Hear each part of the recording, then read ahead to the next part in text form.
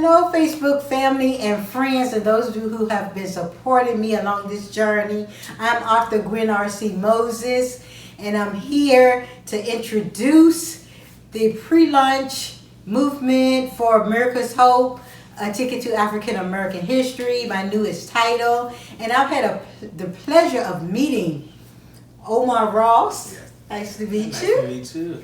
And he actually is a strong voice for school choice, in which Miracle's Hope is a playful but yet a thoughtful story also for adults, as it sparks a fire for awareness of school choice. School choice is one of the opportunities students have in the state of Virginia to actually travel or go to a school outside of their school zone so they can get the best educational opportunities afforded to them.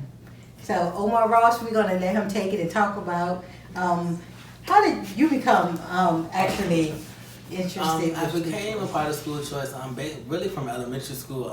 The school that I went to in elementary school, that was the school I went to for school choice as well. And it was outside of my zone from where I was living. And it actually kind of catered to, the education that I received, and it was a great environment for me to be in, to develop and to move on. Middle school was the same way. I actually was a part of that process, being able to get into the middle school I wanted to go to, and not having to go to a school that I didn't think was going to give me the best education that I wanted. So I was able to be fortunate enough to do that for high school as well. So elementary, middle, and high school, I was able to go to a school of my choice that I wanted to go to. High school was a little bit more different in the process, but I was still able to be successful and to go to the school that I graduated from, Thomas Jefferson High School in Richmond, Virginia, which was a great school, and I'm thankful for the years that I had to attend at that school, all 4 years, and it was a great experience. I met some of the best people that I ever could meet. I met my best friend, who I've been friends with for going on almost 10 years now, who the book is based on, Myracle.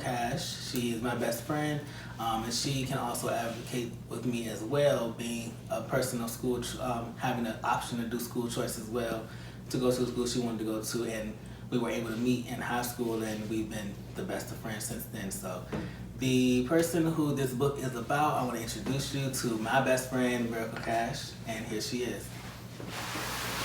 Hi guys. Hey. So happy to have Myracle join us.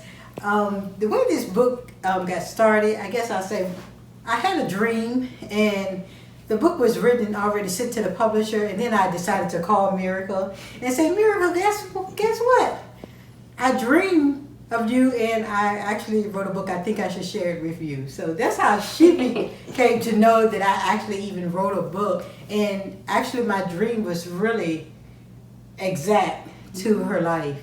So she and Omar, they are best friends, and they can tell you some of their hilarious stories about even traveling on the school bus together is just another part of school choice, especially if you don't have the transportation that's needed, as they were traveling from the East End to the West End.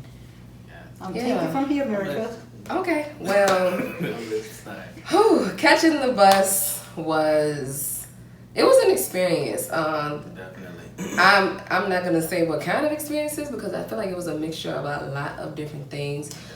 But I will say it taught me a lot. It taught me responsibility, punctuality. It taught me to keep an eye of your surroundings. You need to look around. Look around. What's going on? Who's in front of you? Who's behind you?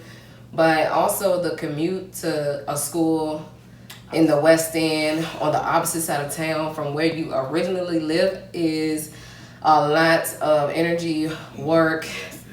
It was a lot. I was so tired sometimes. Like, I had to get up an hour and a half before the usual student that lived in the zone, because I had to be at the bus stop, get on the bus, and be there by the time the 7:25 bell rang. So there was a lot of issues with the public transportation, because it's public transportation. Anybody can ride it. And as a child, that is And experience. What about you, Omar? It's the same. Just basically taken from what Myracle was saying. Waking up at 6:15 in the morning, and then you have to be at the bus stop, or really have to wake up at 6. You need to be at the bus stop before 6:30 because the bus is coming at 6:30. So if you're not there, the bus will leave you, and then you have to wait for the next bus, which doesn't come until probably 7 o'clock. And they came every 30 minutes. So being with that, and then we also were fortunate enough to only have to catch one bus the whole way to school. Now the bus system has changed, so I don't know if it's the same way, but we caught one bus from Churchill, which was where we live, the east end of Richmond, to the west end, to Monument Avenue. Monument Avenue, which, you know, people from Richmond are familiar with that, and the background of Monument Avenue. So going to Thomas Jefferson High School, which was in the west end, you know, that was a big change for us, you know, going there every single day, having to get up early in the morning, then even after school. But we were around such a diverse group of people. I mean, even our classmates, and so it was a great experience because we got to see a lot of things. We got to learn a lot being on our own, having to do that. Our parents trusted us because our parents knew who we were with, and we had cell phones, you know, so we were able to do that. But it's definitely a different experience from having something so vital as a school bus to be able to get you back and forth to school, than having to go to the store. I need a bus pass for the week, you know, so. Yeah. And I remember when Myracle, you actually started at Cary. Yeah, I started in Benford. I started at John B. Cary Elementary School. I went from John B. Cary to Benford Elementary School, and I went from Benford to the Thomas Jefferson High School. So all of these schools were nowhere in my zone at all. Absolutely, like, nowhere near. I always had to go on the opposite side of town. There was never a 15-minute ride anywhere. It was always at least an hour and a half. And it was very hard not to fall asleep on the bus because I'm on the bus with people I don't know. And we have to stay awake. Because we got to make sure that we don't miss our stop. Yeah. You didn't miss your stop. If you missed your stop, that was it. Like, I'm sorry. I think probably in elementary school, that was when I gained relationships with bus drivers because I was so little and so young. So word had traveled, like, watch out for the little girl with the book bag. She going to Cary. So it became something like I still see bus drivers to this day in my car, but they beat the horn and I'm waving like I can drive now. Look at this. They kind of watched me grow up. A lot of them even began to be like influences in my life. I had bus drivers show up to basketball games. I've had bus drivers come to watch me at homecoming. I've had bus drivers buy me birthday gifts. I'm getting on the bus with my book bag. I'm leaving off the bus with balloons and birthday gifts. And that was special to me because these are public school, these are public transportation drivers, and they would buy me gifts. They would, let me see your report card, giving me money. So they became like my uncles and aunts in the public. And so that was a blessing because a lot of things can happen on public transportation, like a lot of things, even in the midst of getting to school, standing at those bus stops. Before I caught the one bus to TJ, I was catching 2. He schooled me on the one bus. I had to walk a few blocks to his house. And then I would just get on the bus with him so I wouldn't be by myself. I was by myself a lot of the time. And then finally I made some friends that also caught the bus. I didn't feel like a weirdo because I felt so weird because other people was like, you catch the bus. Like, why you catch the bus? Why your mom just don't bring you? And so it was certain things you couldn't explain because, I mean, for one, I really didn't know. And then for 2, I just felt like that was what I had to do. Like, I had to get to school, and that was my way of getting to school. And my parents worked. So my mom, I know Miracle's mom too, but our moms worked. So when we were going to school, they were supposed to be at work. I mean, it was just like that. So of course, our parents didn't want us to, really catch public transportation, but they trusted us enough. And then plus, our moms knew each other. If anything was happening with me, my mom knew her mom's number. They would be able to contact each other. And even me, she knew both of our numbers. So if anything happened, we would be able to get in contact with them. But we're being in a class, with parents that are working class, those are kind of some of the things that you have to do you know, in those circumstances. But we became, you know, successful from doing that and going from that. Yeah, we did. We really did. Indeed, we did. Yeah. So it has really been a joy meeting both of you and knowing Myracle, my niece. And I'm also a parent that has honored school choice for even my children. Yeah. And what gripped my heart when I talked to you was when he told me that it was almost like an eavesdropping of hearing teachers talk about open enrollment. So he wasn't one that was handpicked or chosen. Yeah. And as an educator, I understand because I see those cases all the time. He was not the pick, but he took the initiative to pursue the open enrollment for himself. Yes, it was a process. Well, you're familiar with it too.